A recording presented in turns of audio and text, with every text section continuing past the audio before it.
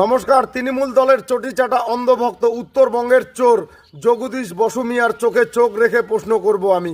পুরো ভিডিওটি দেখবেন। মহিলারা হাত পেতে মমতা ব্যানার্জি ভিক্ষা নিচ্ছেন লক্ষ্মীর ভান্ডার, লজ্জা করে না? টাকাটা যখন ব্যাংক থেকে তোলে এই টাকাটা ফেরত দেওয়া উচিত।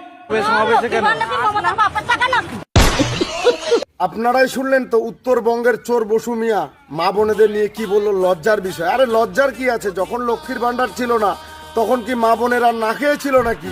বাংলার জনগণ নিজের ট্যাক্সের টাকা নিজেই নিচ্ছেন, তাই নিজের ভোট নিজের অধিকার। চোরের দলকে সমর্থন করতে হবে এমন কোনো ব্যাপার না। তাছাড়া তোদের দলের চটিচাটা তৃণমূলের নেতারা মা বোনেদের যে কতটা সম্মান করে তা তোদের ভাষায় বোঝা যায়।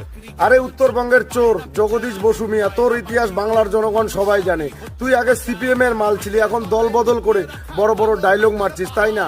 তাই বাংলার মা বোনেরা 26-এ ভোট ব্যাংকে যোগ্য জবাব দিয়ে তোদের এই বাংলার থেকে বিদায় করবে, শুধু সময়ের অপেক্ষা।